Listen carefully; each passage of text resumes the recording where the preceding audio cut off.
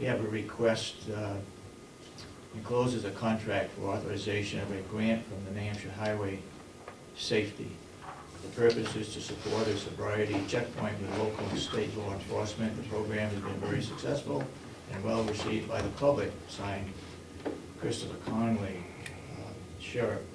And the grant is for $609.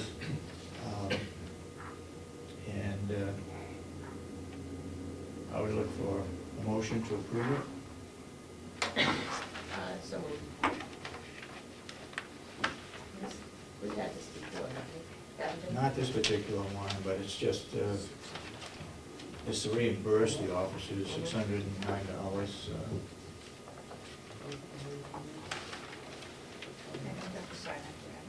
No, I'll second it. Any further discussion on the motion?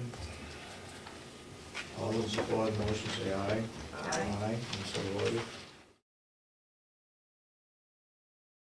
Last week you signed over grant money to the Sheriff's Department about the sobriety checks. Yeah. Right. And I had a really good question about this. I wanted to know, did you, before you became, when you were signed in as being, or sworn in as being commissioners, Yeah. were you asked to swear an oath to the Constitution? Sure. The Fourth Amendment states that you need probable cause in order to pull somebody over if they haven't done a crime. Was that taken into consideration? Now, I know the New Hampshire Supreme Court has taken that up, but if I can't videotape police officers making stops, how are we supposed to make sure they're following the exacting protocol that's set forth to doing sobriety checks? I just wanted to know, did you consider the Fourth Amendment to the Constitution when you decided to sign that grant money over? I didn't, but I think what you should be doing is talking with the sheriff. The sheriff is an elected official. He has the same constitutional rights as we do. It's his grant, it's his project, he's responsible for it. All we did was sign the grant for $600, something like that, for him to do that. Yeah. My follow-up question is that you as county commissioners have the responsibility to authorize money. He can't do anything without authorization of money. So is that a true fact? We signed a contract. The delegation authorizes the money for his budget.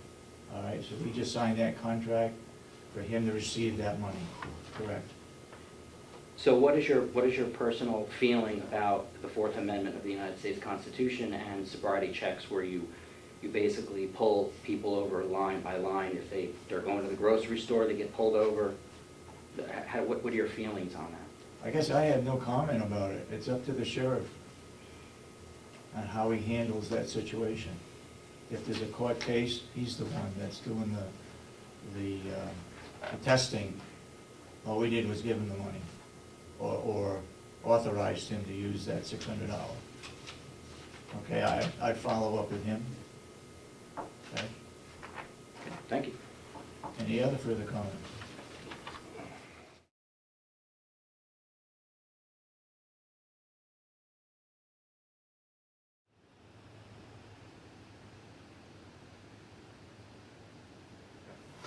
What we have done this in Wakefield is that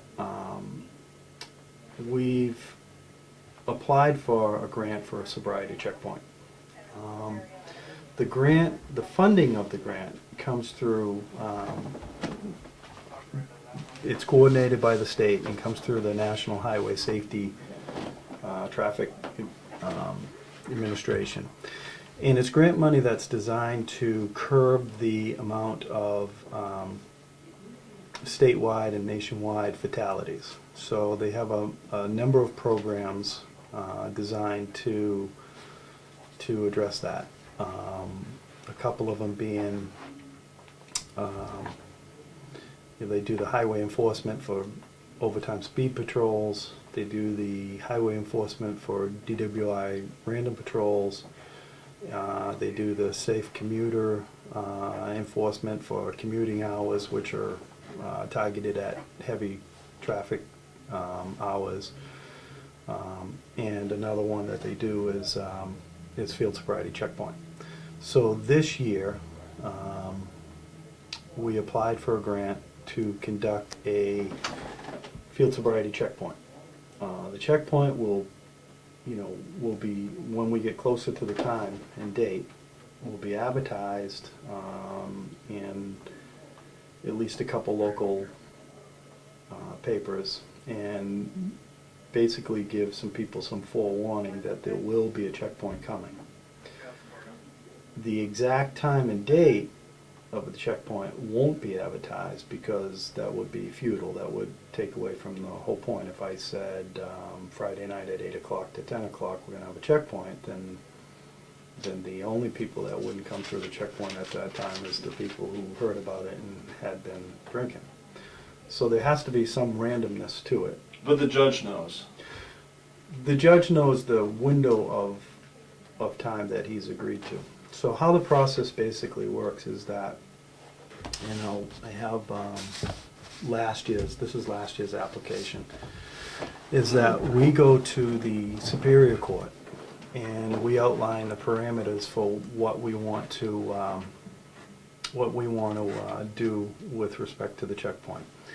And in the application, we put a very detailed accounting of what we're looking for. What's the purpose of the stops? How long will the checkpoint be conducted? And how will the vehicles be pulled over? And how will you decide what type of vehicles to be pulled over? And once a vehicle is pulled over, what is the interaction between the officer and the person who's being stopped?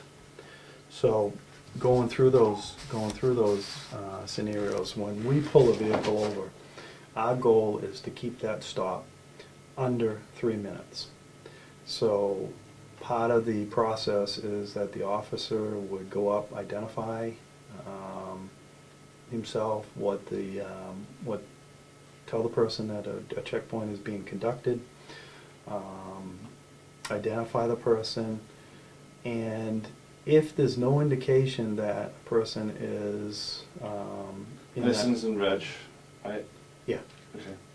If there's no indication during the stop that a person is doing anything unlawful, and the unlawful is targeted at DWI or impaired driving, then that person is let go within the 3 minutes. Now, we're not there to do things like broad sweeping stuff like inspection stickers, tail lights out, other things that we normally could stop a vehicle for.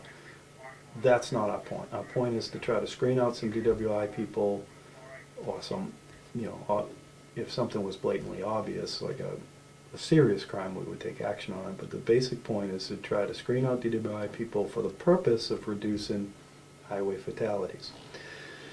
In order to do that, we do give a very detailed application for exactly what we want to do and what we're going to do, and again, with a freedom information release, I have no problem sharing that with you guys. And you had some questions on Fourth Amendment.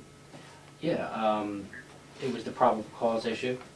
You mentioned that the probable cause is that you think that somebody that you are going to pull over is intoxicated. And I'm still trying to get over the Fourth Amendment issue of where's the probable cause. I still have a big problem with that. Right.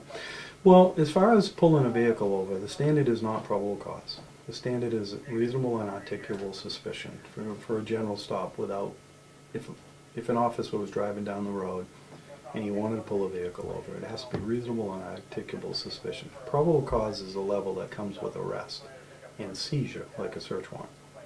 So it's a different standard, and then beyond a reasonable doubt is a standard for court. But for the initial stop, it's reasonable and articulable suspicion. Now, obviously, if a car is just driving up the highway and you have no reasonable suspicion that he's doing a crime, the question is there, well, why can you pull him over? And in this situation, it's because ahead of time, you've gone to the court and asked permission through the court, which is akin to getting a warrant.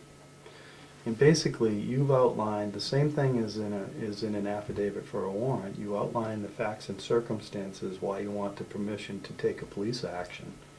Is the same thing we're doing here for a specific period of time. We're outlining the facts and the circumstances why we basically want to take a police action.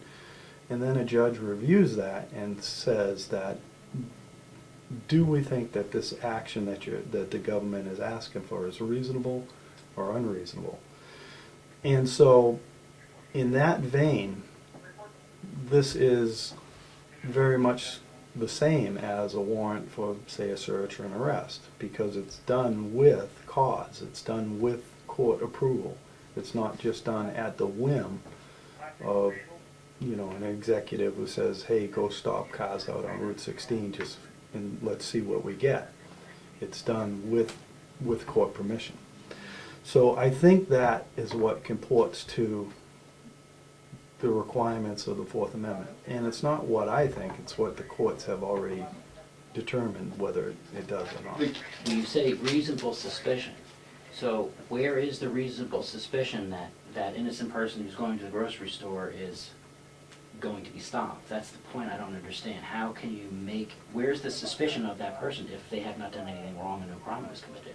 Correct, and I understand your question, but the reasonable suspicion is that this is a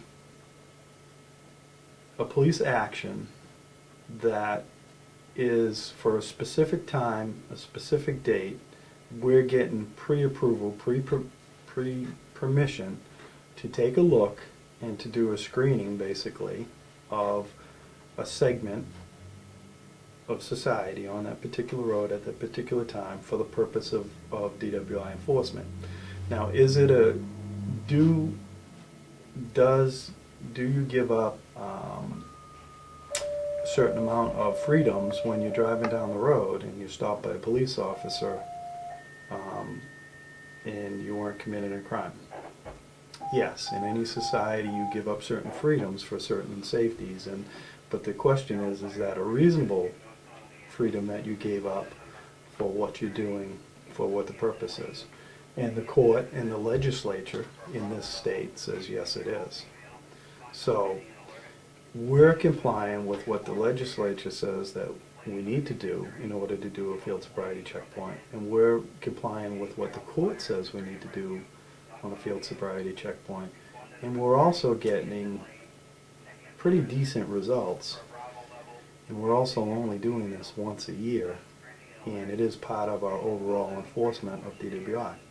Now, what I think it would be excessive if we did this every Wednesday and Saturday night, and we would continually fishing for people, and it became hard to come and go as you please. Yes, I do.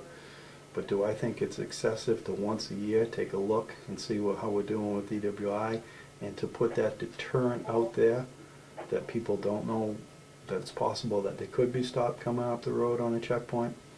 I believe that checkpoints are very useful in the overall deterrent in curbing DWI and impaired driving, and therefore I think it shows that doing these actions has reduced the amount of fatalities and serious injury accidents on the roadways.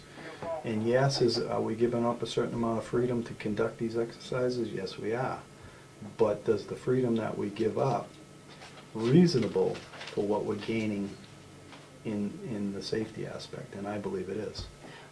Some would say that it sounds like it's okay to suspend parts of the Constitution as long as it's giving safety. Well, I wouldn't agree with that, because I don't think you should suspend any part of the Constitution. But when you go ahead of time and get application, just like on a search warrant, when you go ahead of time and tell the court what you're looking for, when you're looking for it, and why you're looking for it, that's not going around the Constitution. That's complying with the Constitution. And in these cases, that's how it's viewed. So it sounds like the key word in the Fourth Amendment is reasonable, and then the other issue was, I just lost it.